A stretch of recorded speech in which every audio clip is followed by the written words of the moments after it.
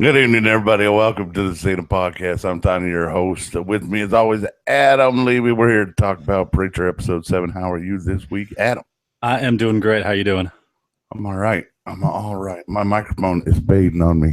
It's been giving you problems for the last 20 minutes or so. Yeah, it's going to be a constant struggle. So that was an episode. It was an episode. I don't have tons of good things to say. There was no huge action scene, and the opening was less than thrilling. Yeah, it was one of those episodes that I think is kind of setting stuff up. It's there'll be payoff later on. There were a couple interesting reveals this episode that we'll talk about, and a couple things that probably won't make a lot of sense just yet, but for readers of the comic books, they were nice little shout outs. There were some shout outs indeed. Quite a few actually. Yeah. But we want to get started with a few comments from last week, correct? Yeah. We got a few comments from our recap last week. Bon Nina, who is an avid viewer of ours and comments regularly. I completely agree with you regarding Tulip. Jessie is not returning any of her affection, so she looks pathetic, which is totally antithetical to how they portrayed her in the pilot. Absolutely. I told you last week. They made Tulip look really, really weak, and unfortunately, that trend continues this week. It did. I was just going to say the exact same thing. They're not doing any justice with the character right now. I hope it turns around, but so far, we're not seeing any signs of that just yet. I've had faith in them all season, and they started delivering little bits here and there. So I'm going to give them the benefit of the doubt that Tulip's going to turn this around. And I have a feeling that something with that large group that's headed Jesse's way is going to have a lot to do with that. Yeah, I mean, I think she's trying a different tact to get to Jesse, because the aggressive, act that she had in the first handful of episodes, where she was just basically telling him how it's going to be and expecting him to come along with her, isn't working. So she's got to go. I think she's trying to play the good girl or something close to it. The good wife who does the home cooking dinner with the delicious vanilla based hash browns. Yeah, I think she thinks that might be what Jesse wants, kind of after spending some time with Emily. So why would he have that when he have Emily? He has the better version of it right there. He's got Betty Crocker. It's a constant struggle. I'm gonna do something about this. All right, so I hope we answered that question. I think that they're going to turn Tulip around, and I'm not that concerned. Yeah, as of yet. Our other comment comes from Dan Bailey, who says that was the best, funniest fight scene I've ever seen. But then again, at the end in the dark, I felt really bad for Eugene.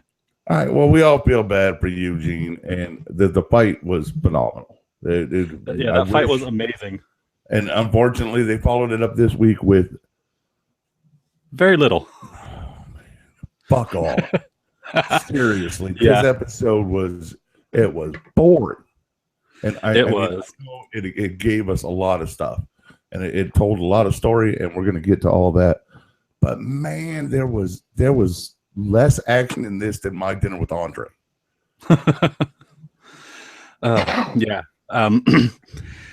Yeah, like I said, I think this is just one of those episodes, you kind of have to have that slow episode to set things up. I think, especially the way this episode ended, we're going to see some stuff next week that might be kind of crazy. I'm all for next week, and obviously we're getting down to the nitty gritty in this season. We only got 3 episodes to go. Yeah. Where does time go? Pretty quickly when what's coming, I think, is going to really facilitate what all of us comic book people really want, which is them to get on the road.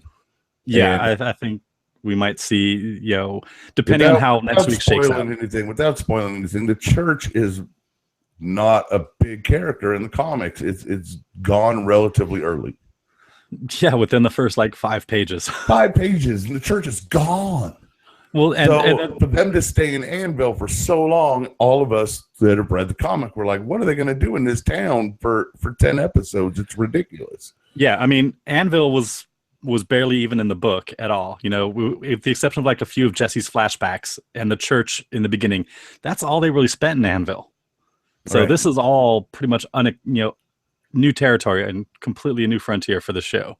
Yeah, so let's get into this episode, which I want to start with God, all things are possible, is on the back of the brochure for this week's handout, which floats lovingly to the floor where Eugene once stood.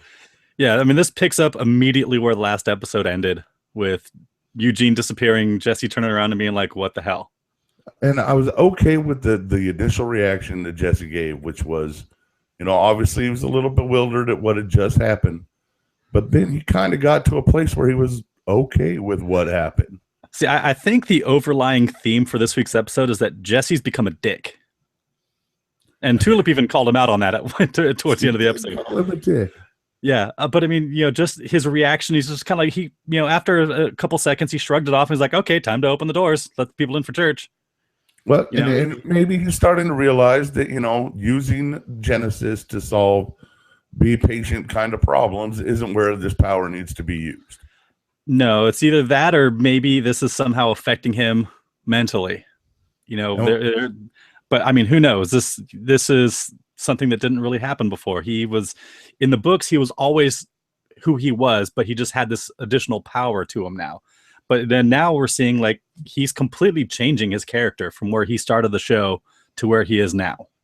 But I think that's getting us to the Jesse that we know and love. I hope so. I really hope so. The Jesse I've seen so far has been a little too preacher for me and not enough Jesse Custer. Well, see, I mean, this is the preacher that we saw in the flashbacks in the book. The broken Jesse Custer who was just beaten down and was doing what he was told, which was to be a preacher in this small town. And that's it. So, we get a little bit of that from the comic book, although how we got there, a little bit what we see in this episode is completely different from the comic book. And that's one of the things, out of all the changes they've made to the show so far, this is one of the ones that bugs me the most is Jesse's backstory. His dad and his backstory. Yeah. I mean, most all the other changes they've made, while they're completely different from the book, they work for the show. They've made it work. But Jesse's backstory, it completely changes who his character is. Okay, I agree with you on that a little bit, and hopefully maybe somebody will ask us, put in their 2 cents on it. Somebody watching, listening, we would love to hear from you. So Jesse, we see that Cassidy has witnessed Eugene's disappearance. Yes, and that opens a whole new door for us. But Jesse goes through with church, full house, the overflow's full outside. He gets up there and he pussies out, and he doesn't use Genesis like he planned at all. No, I don't know if it's just that he might be a little freaked out after what happened with Eugene, or if he's just not sure this is the right time. But yeah, he did just, he went up there with, all, fire and brimstone, and then just kind of like the deflated balloon, just kind of like let it go. Yeah, completely. And it was, you were waiting for him to, all right, I'm going to save the town and this is going to do it. And finally, big use of the power. And it's nothing. He just sits back down. They do the prayer, and then we get a lovely shot of Odin with his Alamo completely done and finished as he enjoys a drink and listens and the sounds of slaughter. Cool, soothing sounds of cow slaughter. See, I'm hoping that they'll put that CD out sometime. AMC, in the Preacher store, buy the Sounds of Slaughter CD. I'm sorry I didn't write it down, but somebody in one of the groups said that they were going to make that their ringtone. I thought it was the best comment of the week. I was like, oh my God, I got to mention that. But there you are. I just saw your comment. That was great. I want to my ringtone too. I don't think the girlfriend would approve, but I would love for it to go off, in a bar one night just so people could hear it. Well, what you do is you make that her ringtone, because she's probably not going to call you right next to you. Correct. This way, when she calls you, you still get your ringtone, and it's not going to offend her. Yeah, until she finds out from somebody that's sitting next to me who's in my fantasy league, who's going to throw me under a bus for a trade. Yeah, all right. Yeah, that would never work for me. Trust me. And then my next note is least powerful opening of the show so far. Yeah. Considering some of the past episodes with the cowboy or with the man in the white suit. The man in the white suit. Yeah, by far, definitely one of the most boring and uneventful openings that we've seen in 7 episodes. You could have shown Eugene in hell. All you had to do with me was a glimpse of Eugene in hell opening worth it. Just That's some all flames I or would have something. needed to Yeah. see something. Yeah. But we've seen nothing of Eugene as we predicted. No Eugene. And then the show's off and running and cuts to some great exposition, but lousy story. In the Jesse and Tulip as young children, Rugrats in trouble with the principal for putting 3 kids in the infirmary and biting off Donnie Shrek's nipple. So that's what happened to that. We talked about it, I think, in the 3rd podcast. Donnie Shreck was laying in bed, and we noticed he was lacking his left nipple. I mean, maybe that's where he got this kink that he has, this whole thing about pain. Maybe losing the nipple it sparked that in him. Maybe it did. Now, is this a case where actor deformity causes storyline, or storyline causes actor to have strange makeup job done? I have no idea. I mean, it could be either. Maybe the actor that plays Donnie doesn't have a nipple, and they just said, "Hey, let's write this into the show because we're gonna have him shirtless at some point." At some point, your nipple-less. Oh my god! Maybe there was a casting call for redneck guy with one nipple. Must love Union Army. Exactly. All right, so yeah, apparently they kicked the crap out of a bunch of bullies, and that's okay with Pop because you got to be one of the good guys. Yep, this is a very sticking point in Jesse's upbringing. This was one of the things that he's held sacred for most of his life. And they've been repeating it ad nauseum throughout the series that he has to be one of the good guys, and we've seen the death a few times now. And I mean that line is the equivalent of Spider-Man's. With great power comes great responsibility for the show. He's Uncle Bening the crap out of it. It really is. Yes, he is. So Tulip's mom is in jail. The uncle's drunk. We've seen the uncle a few times. I think everybody's finally putting together who he is. Yeah, he's drunk, and I think they mentioned the fact that Jesse's mom's not around too. Jesse prays and he says, take care of mom wherever she is. And Tulip crashes on the couch, and Reverend John looks like he's a hell of a dude. Yeah, he seems like a good guy. A bit of a different character from when we saw him, beating his son in front of his friends for, I don't know what it was that he did that one episode. Smoking. Oh, was it smoking? Yeah. Takes his son in front of the kids and says, "Hey, you got to be an example," and just proceeds to whoop his ass. Smoking. Yeah. Don't do dangerous drugs. habit. Don't do drugs unless you know your dealer. All right, so we skip ahead to grown-up Tulip in the big action sequence of the week. She does her Tom Cruise run through the neighborhood, and we think something really awesome is going to happen, and she gets back some pants. Yeah. Uncle Drunky McDrunker there ended up passing up outside his house. If they could have Bodie McBoatface, we could have Uncle Drunky McDrunker.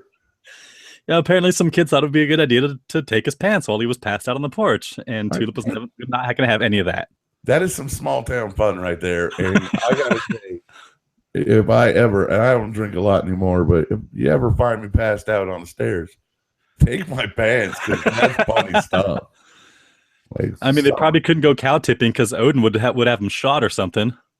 Yeah, well, I'm gonna get to Odin. I got a lot to talk about him. He's freaking me out. Yeah, there's definitely some stuff to talk about with Odin this episode. Yeah, we'll get there.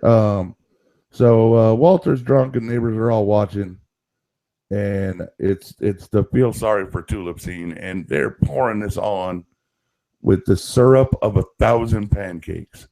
Well, yeah, I mean, they're definitely trying to show that, but I don't see Tulip look to me like she just didn't give a shit. These people, slowing down to look at, her drunk uncle on the porch. And she just kind of looked at him like, I don't care. She pulled up her cigarettes, lit one up, and just kind of sat there. I don't see it that way. I think she obviously is aware that these people are looking. She's tired of the situation. I think that cigarette was more of exasperation, and it's the mentality of I don't give a fuck, but she gives a fuck. She does. I mean, it's. I think this is the only family she's got left, and this guy is basically doing everything he can to kill himself slowly. Yeah, and then there's the judgmental fucking mascot walking his dog.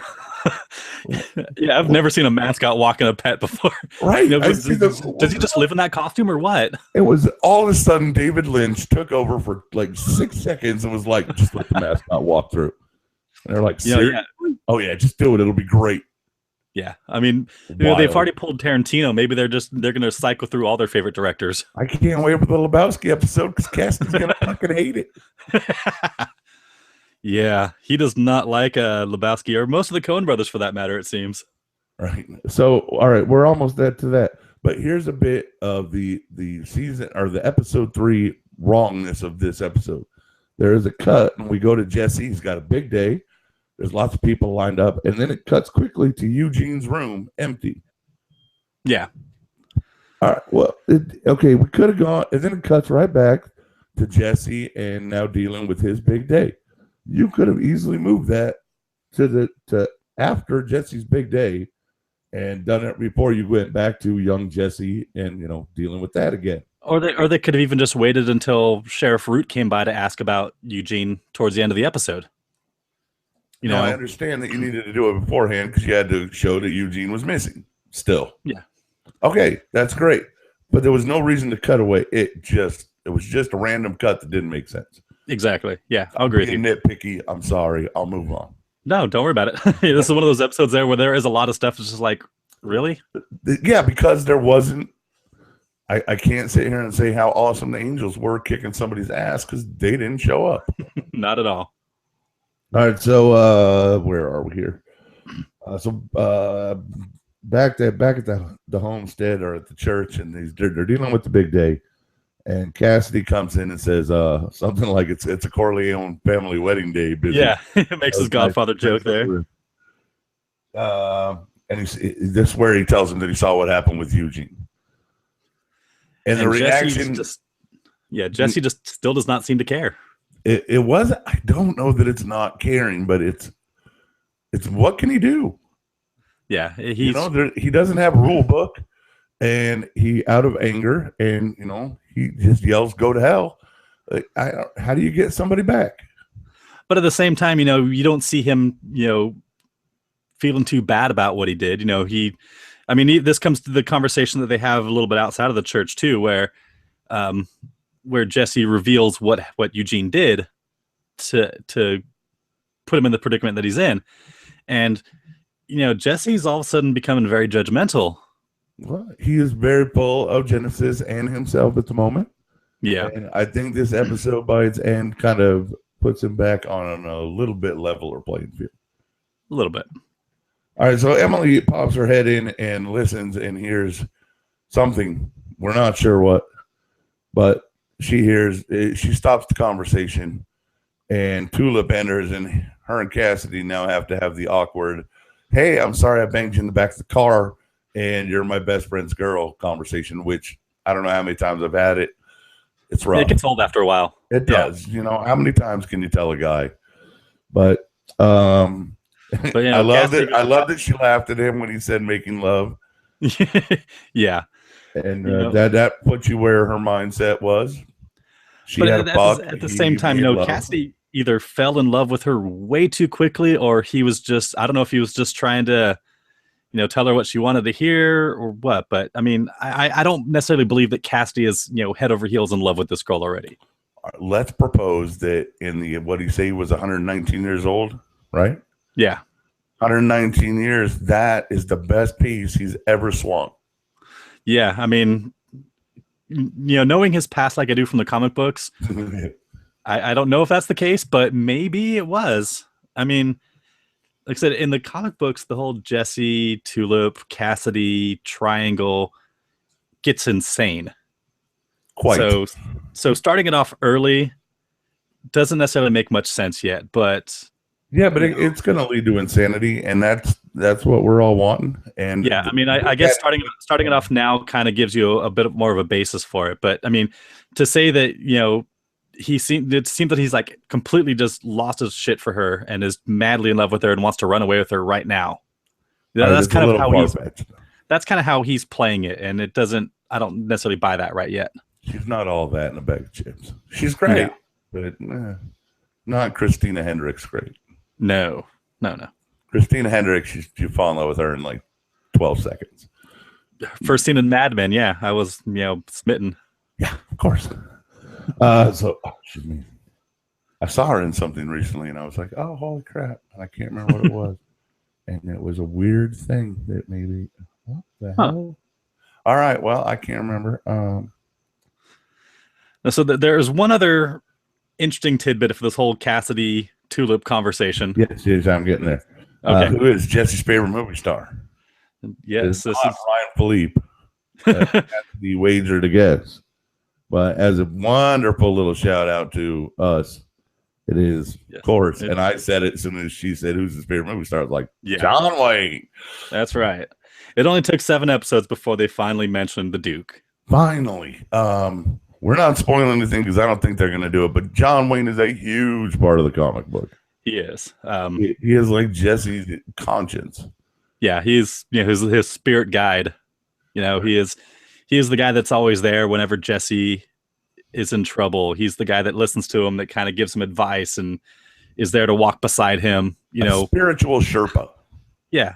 I mean, for all we know, that might be Jesse's version of God. That's the guy that's walking beside him and helping him out in times of trouble, and he's always there when he needs him. When there was only one set of boot prints, I was carrying you by the Duke. Yes. If they were cowboy boot prints, that would be even better. Yeah. So Cassidy also asked her if she knew that Jesse could make him do things with his words, and she said, "Not her." She's wrong. Yeah. So then we go back to some more of Tulip, and they're doing a little wrestling, and she's going to lick his eyeball. And his eyeball, I never wrestled. Sorry, I was too busy in the choir. But girls. And I watch a lot of WWE lately, and I don't remember eyeball licking being any of the moves that any of the superstars have in their repertoire. So I don't know. Did Hulk Hogan lick Andre the Giant's eyeball in WrestleMania #1? Thinking back, he may have. He may have.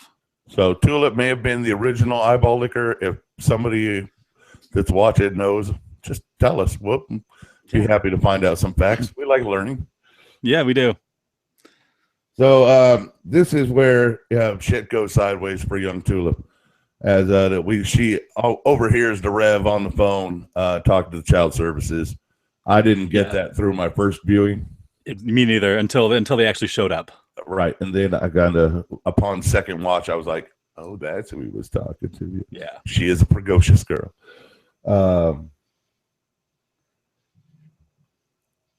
So this is something from the comics again here that hasn't come up.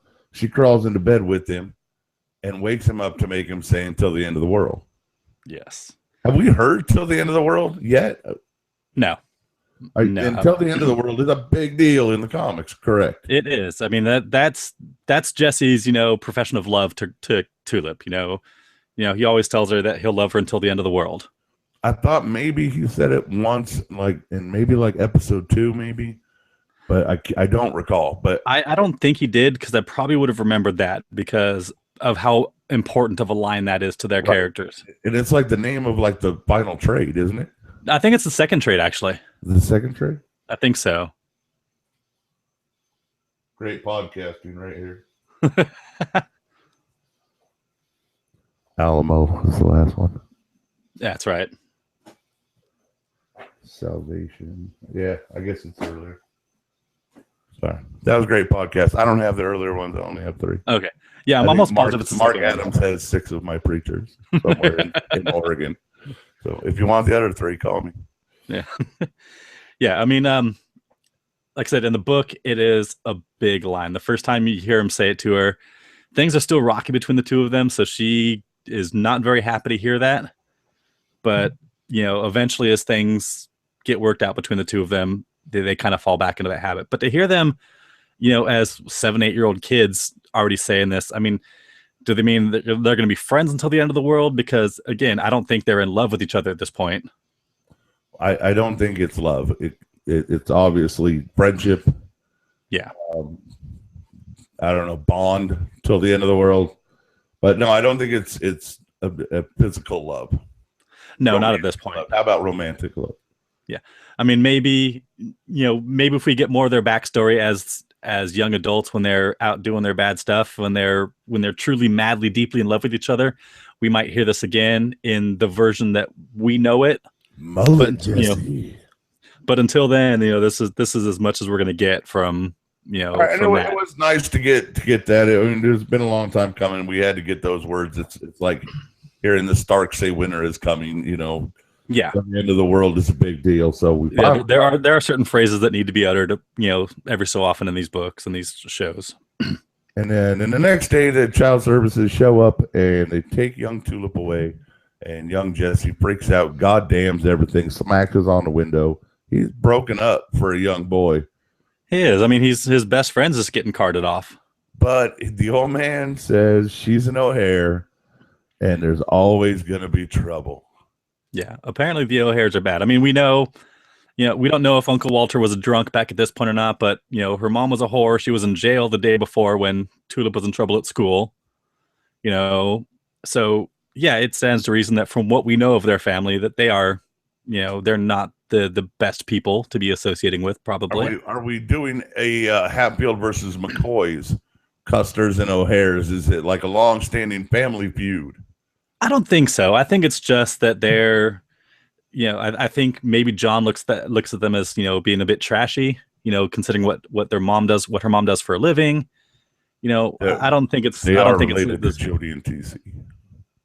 No, maybe, but I mean, as a man of God, does he want his son, hanging out with the daughter of the town prostitute? All right, so she's not the best role model. I think that might be more of what it is. All right, I'm down with that. So Emily is working on a play. Don't forget that Jesse asked, prays to God to kill his dad. Yeah, praise to God to kill his dad. I'm sorry, I did kind of skip over that. Yeah, that's kind of important in the future of the episode. Young Jesse does a lot of praying on his knees before bed, like a good Christian boy does. And I don't know, I never did. But and again, going back to Jesse's past, the book, Jesse, idolized his father. Just to see him be this upset at his dad for doing something like that he'd ask God to kill him. Big deal. Again, that's a big stretch.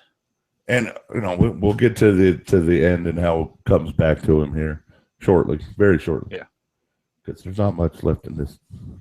I wrote a lot of notes, but there's not a lot happening. No, there certainly isn't. Heavy in just giving us nuggets. Yeah, a lot of really cool little things for the comic book people. Not a ton of action still. No. All right, so Emily's working on a play about Sodom and Gomorrah, and Jesse, the theater critic, in his absolute best Roger Ebert, says they should be frightened. The rest, who gives a shit? Yeah. All right. Yeah, I mean, he was really trying to sell the point that they need to be frightened. Yeah, well, happy people running from the end from of fire and pillars of fire and whatnot. Yeah, I wouldn't be too happy running from that. Right, I get where he's coming from. Yeah, I mean, he makes a solid point there. Right, I mean, he's not he's no Tarantino as far as the director goes, because he might have given him a little more than that, but and you also got to figure this isn't Broadway. This is small.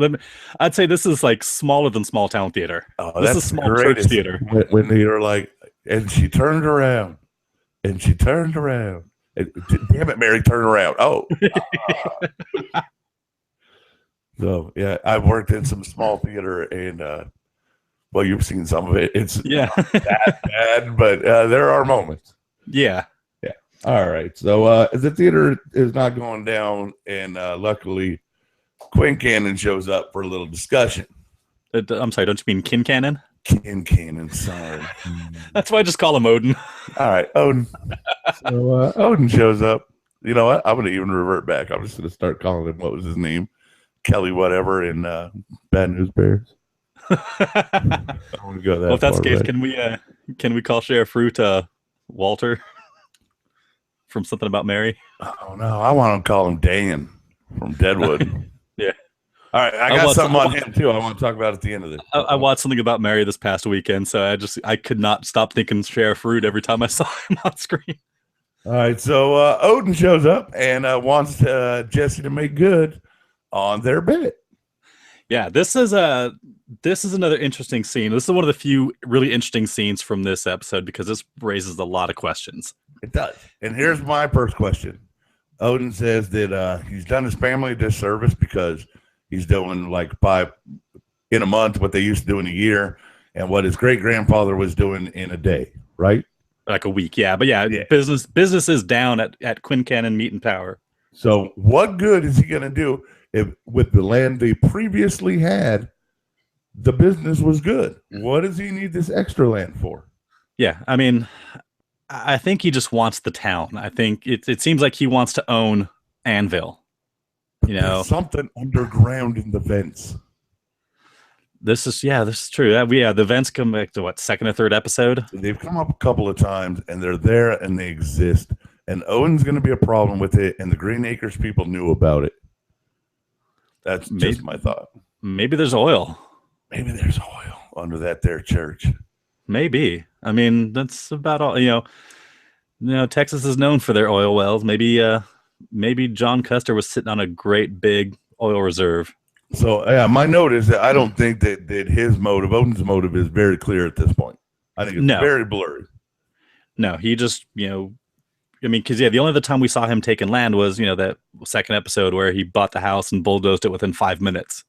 But something is up with Jesse's word and Genesis's word on Odin and how long it affects him. Or I have a couple thoughts about that. Okay.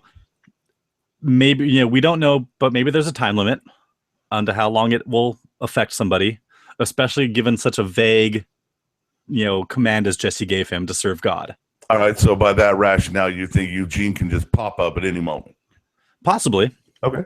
Or the other thing I have is that, we saw in the book that if Jesse gave a command, once it was completed, then that person was free of whatever that command was.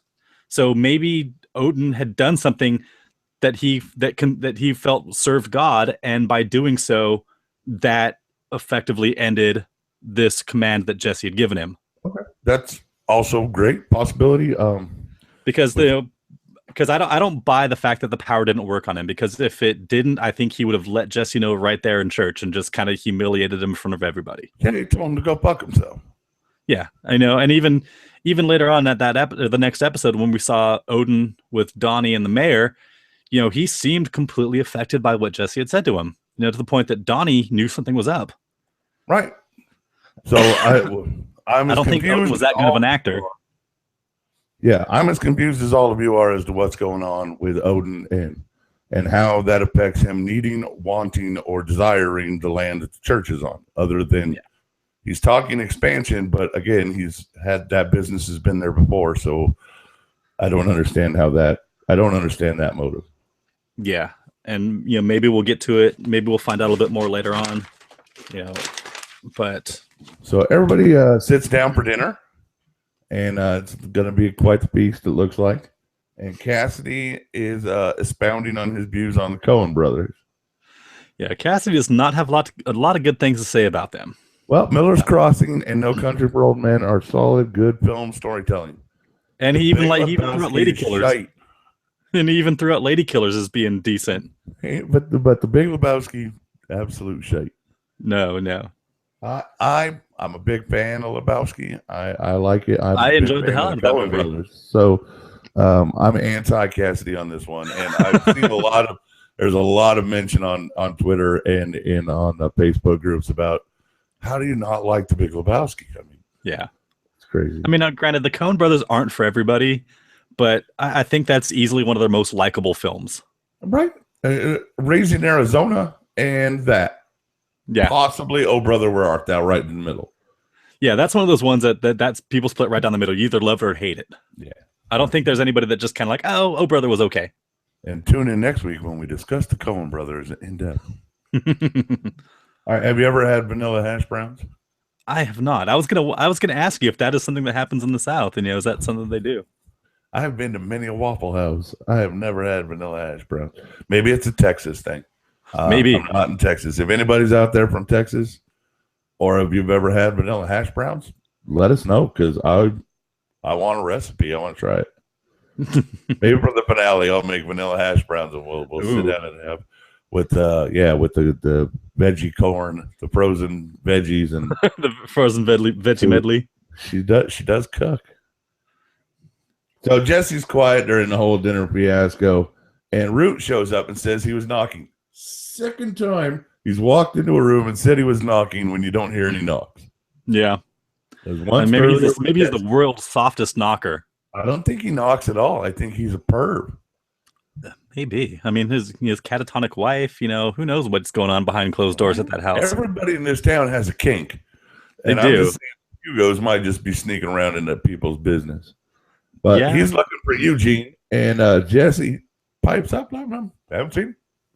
Yeah, Jesse just flat out fucking lies to you to Sheriff Root. Nope, haven't seen him. And then, for some stupid reason, there's a fire. Yeah. Well, can you tell me how that fire helped propel the story forward in any fashion whatsoever? It didn't. I think it was kind of a tension breaker. There didn't need to be a tension breaker. They needed her to go, what the hell are you talking about? Scene. Just like she did. But they put this whole scene of a fire in the... I mean, maybe it's to show that Tulip really isn't as good of a cook as she'd like to think she is. But we don't care if Tulip's a good cook. We figured out from her ingredients that she's not a good cook. Yeah, exactly. So, I mean, they just really needed to hammer that point home that Tulip can't cook for shit. They're some of these things they're beating with dead horses, and it's getting you're wasting time. There's valuable story to tell. There's a lot of story to tell. Start telling the story and stop lighting the room on fire for no reason. And it wasn't even an action sequence. If you're gonna light the room on fire, have some shit catch on fire. Like, crap, Cassidy's on fire. Let's put him out. Oh, he heals. Oh shit. Something. Nothing. It was just a random fire for no reason. Not even the drapes. I mean, come on. So then Emily pipes up and says, of course you saw Eugene. I sent him in there, and you said no, but I sent him in anyway. But then I saw him deck out afterwards, which... Well, there was that... didn't deck out. There was that break in her, when she said, oh, yeah, I let him in to talk to you. And then she pauses for a minute, and then she's like, oh, but then I saw him leave.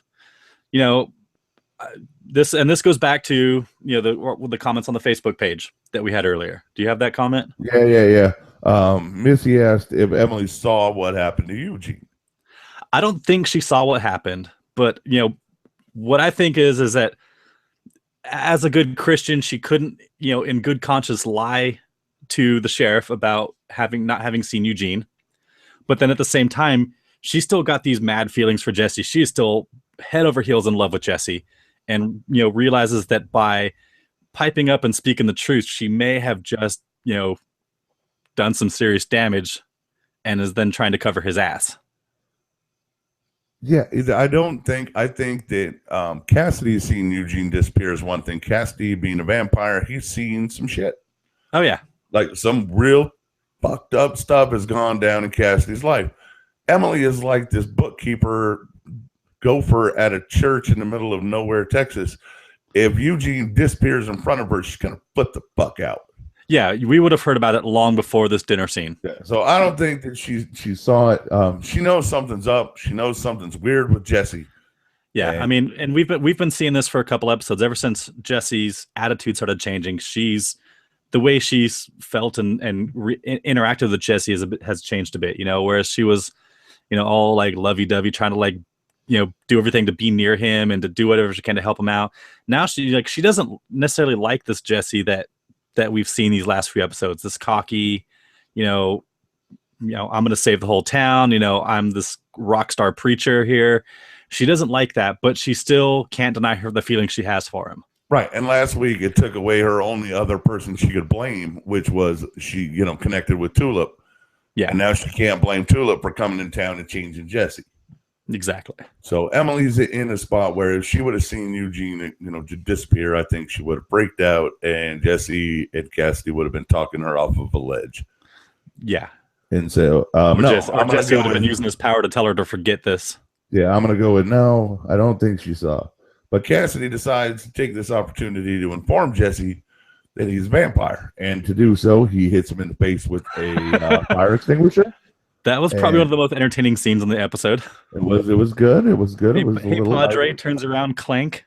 And it starts with we get to learn a little bit about what happened with Eugene, and we now get a Eugene origin story that is very different than what we had. Here's the thing about Eugene's origin story is, if you didn't feel sorry for this character before, now you really got to feel sorry for this character because A, he tried to do something really horrible and he fucked up twice. He fucked up twice. He couldn't kill a girl with a shotgun and he couldn't kill himself with a shotgun. I mean, how messed up do you have to be to miss twice? Yeah. So we got what we kind of suspected was that Tracy Loesch had something to do with it. Yeah. Now we know that she did not feel the same way for Eugene, and his recompense was to shoot her in the head. Yeah. I mean, some people don't take rejection very well. Apparently, he takes it with a shotgun. Maybe some I dated I'd want to shoot in the head after, but not like when I met him. No. I mean, if I tried to shoot somebody every time I got rejected, there'd be a lot less people in this world. Ouch. I'm sorry to hear that. Hey, shit happens. If you're watching, Adam, single, available. Let's help this guy out. If you're in the greater Pomona area. I don't know if you're in Pomona. I'm just guessing. Close enough. All right. That area will work. So Jesse says that better men than Eugene have been cast down. And with all they've seen, it's God's plan still, and he's not going to give up to Genesis, even though Cassidy is firmly on the side of you're losing your shit and you have to give this back. Yeah, I mean, like I said before, Jesse seems very, judgmental, and as a man of God who knows that, he should not be judging anybody. That's God's job, is to judge people. He seems to be fairly okay with saying, okay, you know what? Yeah, I may have sent this kid to hell, but he deserved it. And that's not really his call to be making. So Cassidy asks if he's gonna send him down. Is he gonna make him burn, or is he gonna put him out? And we don't know. Yeah, we didn't get a resolution to that scene. It ended with Jesse walking back into the church with the fire extinguisher, setting it down on the table, and then going about business as usual. Just tra-la-la. So, I have, a couple of thoughts on this, of course. My first thought is, of course, nothing bad is going to happen to Cassidy. No, because he's going to come back. He's going to be fine. He's just like Eugene. Everything's going to happen. But there's my catch. What if we're going to find out in maybe an episode, maybe two, that Jesse puts him out and then casts him into hell to save Eugene? Maybe. I mean, I don't know if he did it right then or there because of what happened like towards the very end of the episode. But I mean, it might be that, yeah, he's going to use Cassidy to go back to go down to hell and try and get Eugene, especially after, the clip for the next episode, you see Jesse talking to the angels about trying to get somebody out of hell. Right. So that's just one possibility. We said last week, maybe Eugene's going to go meet Saint, the cowboy in hell. Maybe Eugene's just going to show up next week and be like, I just saw the greatest Iron Maiden concert. We don't know. So yeah, see, one of my thoughts is, and this is kind of a scene that might mirror the comic book a little bit, is, in the comic books, and this was within the first couple issues or so this shouldn't really spoiling much for anybody. When Jesse first finds out that Cassidy's a vampire, he kind of freaks out, and he names him Beast, and he sends him away. Jesse's not going to associate with this creature of the nicest abomination. Yeah, exactly. So I kind of think that might be what happens here is, Cassidy told him, in the second episode or so that, yeah, I'm a 119-year-old vampire from Dublin. And he didn't believe him, of course. He didn't believe it. Why would you? Exactly. And now he's gotten proof when, this guy that's been living in a church for the last few weeks walks out into the sunlight and catches fire. You can't really ignore that sign. No, he's that definitely says something about the guy. Yeah. It says I'm supernatural and deal with that. Yeah. And I have a feeling that Jesse, being on the self-righteous kick that he's been on lately, he may have pulled a similar stunt to that in the book, where he just tells him to get the fuck out. You're an abomination. Get out of here. Right, and Tulip even says something about that when he returns back to the table, and she says, "What does it say here?" Since the day you've come, oh, that's Emily. Yeah, but she does mention that he's being that exactly what you just said. Yeah, I'm lost completely right now. Yeah. Oh, there it is. Just like his daddy, sending someone away for being different, for not believing in his Judaic Christian, blah blah blah. So she's thinking that he just sent him away like his dad did to her with the child services. Yeah, she was different. She was, and he even throws back, "You're a no hair," and that's when she called him dick. Yeah, exactly. Like father, like son. Yeah, rightfully so. He was a dick, and she called him out. So then Emily sits there and decides this is the perfect time to tell Jesse that she's believed in him since the day he arrived. And he's like, well, that was stupid. Yeah, I mean, this is by far the biggest dick that we've seen Jesse be in this episode. I mean, in an episode filled of him just being a dick, this is probably the most dickish move he's pulled this episode. Yeah, and there was a lot of shots of the back of Jesse's head in this episode for some reason. Yeah, I don't know. A ton of footage of the back of his head. Like 3 different scenes they showed it. And I thought that was very peculiar because it kind of ends with him there. Yeah. Let's see. So then we cut back to young Jesse once more. And 2 men break into the house, beat up the old dad, take him out, and we see him get shot. Once again, great power comes great responsibility, Peter. Exactly. I couldn't save Uncle Ben. All right. So without spoiling these 2 guys, it's got to be. They have the same tattoo that he got from a mean old lady. That mean old lady is going to show up eventually, and she's going to be related to these 2 clowns for certain. Yeah, I mean, and with the shift in Jesse's upbringing with, his dad being the primary parental figure instead of his mom, I'm curious, are they going to be the same relations, or are they going to swap this one around too? Yeah, I don't want to spoil anything, but it's his mom. Yeah. Yeah, I mean, I don't know. I'm curious to see how, I mean, are we going to see more of this season, or is this going to be a next season storyline? I would hope that, I guess we can start making predictions on how this season is going to come to a conclusion. And I think that one of 3 people will be revealed to us. Carlos. Okay, yeah. The man in white. Or these 2, which I believe to be Jody and TC. Yeah, there's a damn good chance that that's who those 2 are. I don't know if we'll necessarily get the reveal of the man in white just yet. I can see maybe getting another opening scene with him like we did with the cowboy. I think we need another tease from him. And with 3 episodes left, I think one of them's definitely going to be the man in white. I think we're going to get a lot more of 1881 probably next week.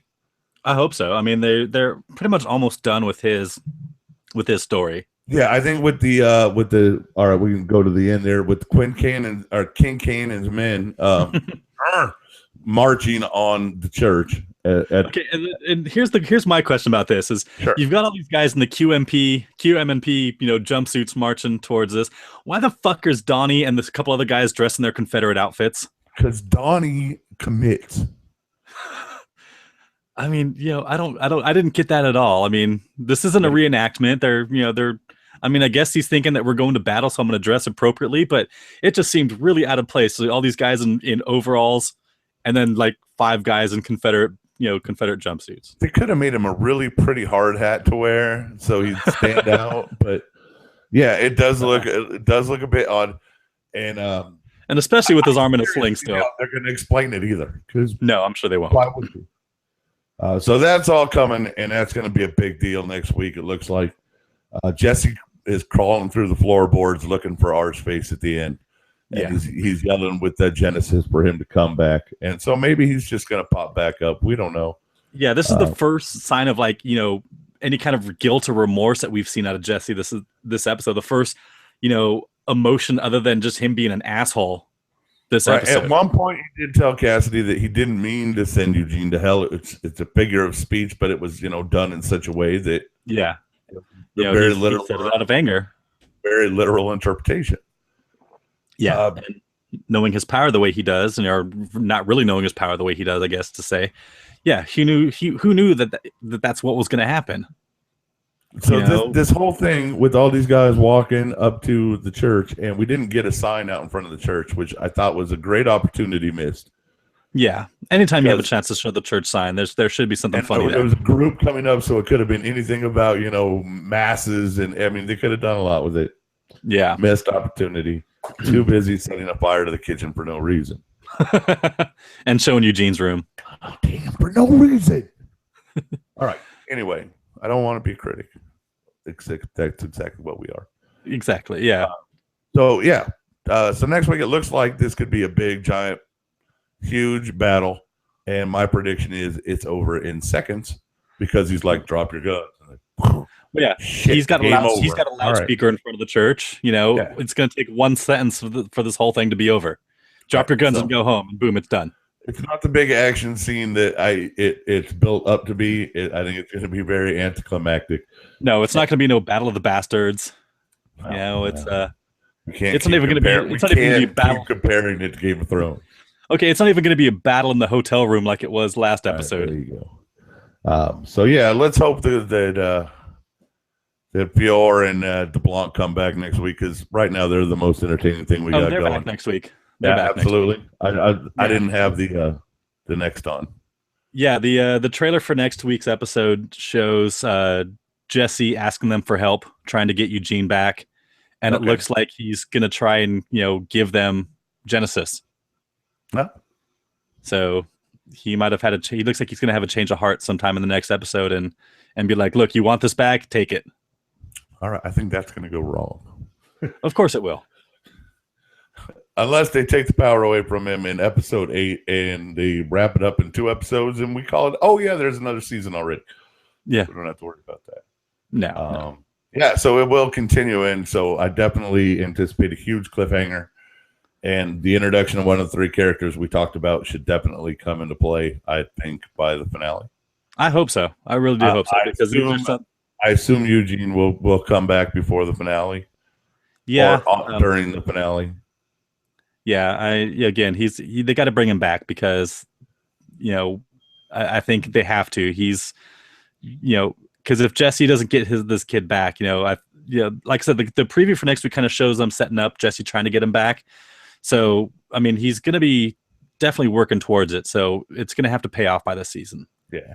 One other possibility I wanted to bring up with everybody converging on the church is, what if they destroy the church? This could be. I mean, the church was destroyed in the comic book. Like really early on. They destroyed the church. It's not breaking my heart because it puts everybody on the road. And it does. Then we can get to some really, really, really fun people. So I would be all about this little shenanigan costing us the church. What I'm curious about is what you do with Emily if you destroy the church. Yeah. I mean, unless they destroy the church and then keep everybody in Anvil, which would just make no sense whatsoever. Because if next season is going to be 13 more episodes in Anvil, they're going to be squandering a lot of story. They would have to bring all of that to Anvil, and I don't even know how you could begin to start doing that. No, so, I mean you can't have this whole story take place in one small town in Texas. Yeah, they need to get out of that town, and I hope it's. If there's 13 more episodes in Anvil, we shall overcome, and at least we will be here doing a podcast about it. Yes, we will. We're going to wrap this up in under an hour tonight. Then let's talk about something else for a minute. All right. So I've been thinking about doing this comedy thing on the Monkey Caviar site, and the basic premise is, what if HBO was as horrible as CBS and did 1 million spinoffs from Game of Thrones? So what shows would you get? I cast Big Brother with Westerosi people. So I'd like to give you the 16 people I've chosen to go in the house. Okay, this should be entertaining. Big Brother Westeros. I'm gonna start with the bottom. This is, by the way, this is no time or space. Anybody from Game of Thrones is available. Fair enough. Number 16 is Serene Baratheon. First boot because of grayscale. Little Serene? Okay, yeah. First boot is because of grayscale. Nobody wants her around, so she's out. Makes sense. Next, Rickon Stark. You need a big name. You need a Stark. This is the Stark you get. He's the second boot because nobody gives a shit about Rickon. No. Number 14, the young Lord Aaron. Lord Aaron, okay. Right, Little Robin. Little Robin Aaron, who's on the tee far too long. Napoleon Complex comes in the house. Third boat. Nobody likes him. Nobody likes him. Jenny Poole comes in. Okay. All right. That sounds a spread. Then I go Roz the whore. we need Roz the whore in the Big Brother Westeros house. Yeah, I think you need a character like that. I mean, every show has to have someone like that. Right. I wanted to get in the guy from the Night's Watch. I chose Ned from the Night's Watch. Ned. Oh, he's the new Lord Commander in John's absence. Oh yeah. Ned or Ed, I'm not sure which it is. But, then I needed a showman, so I got Miss Sandy and Grey Worm. They'd be a team, right? I can see them teaming up. Yeah, good at comps. She looks great in a bikini. We have Ygritte. Okay, we had to get a wildling. Yeah, Theon Greyjoy pre-Reek. Okay, yeah, because after post-Reek, he's boring as hell. Right, but pre-Reek, he loved throwing the cock around. So go Theon. We want you in the house. Yeah. Usha. Who? Usha, the wildling that was in charge of Bran and Hodor. Asha. Yeah, Osha. Yeah, definitely in. Yeah, she's a dangerous one. You don't know. Thing. Well, yeah, but I mean, she can play good. For the point, and then she can turn it around when she needs to. Never know if she's acting or not. I have these perfectly cast as to who would win too, so this is great. We're now to top 5. The last 5 remain in the house. Number 5 is Podrick Payne. He's the only man in Westeros to get paid back by a whore. Right? He's great. So go Pod. Number 4, Lancel Lannister. Okay. Early Lancel makes it all the way to number 4. Only because of the next 3. All right. Number 3 is the Sand Snakes got to play as one person. Okay. So all 3 of the Sand Snakes are number 3. Fair enough. Number 2 is Gendry. Gendry, oh yeah. Good old Gendry still rolling across the water. So he's number 2 because everybody forgot about him. So he just shows up. Hi, number 2. My friend kept joking, on the message boards that that Gendry was just going to keep rowing in somewhere, pick up Sansa and I think he's going to be like Danny's Fleet right in the middle of the Narrow Sea and be like, hey, what up? Yeah. He's going to show up again somewhere. Of course he is. And my number 1, my Big Brother Westeros winner, Marjorie Tyrell. Oh, Marjorie. Yeah, see, that's why she'd win. Yeah. So yeah, that's so are we enjoying this? Do we think it's a funny bit? Should I? Oh yeah, no. All right. There was, back a season or 2 ago, there was talks of another spin-off show that people had been throwing around, which is a buddy comedy of Brienne and Podrick. Ooh, I didn't do one for them. There's even a fake 80s TV show intro for them. Look it up online. Somebody made a fake Brienne and Podrick, TV show theme. I came up with 9 different shows, including 2.5 Hand,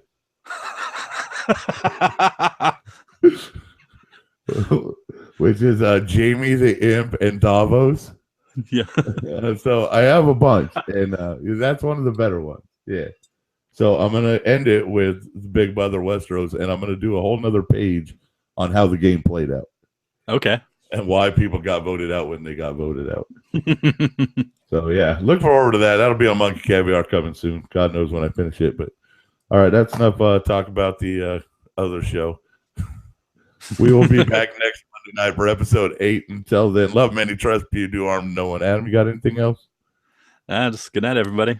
All right. See y'all later. Peace out.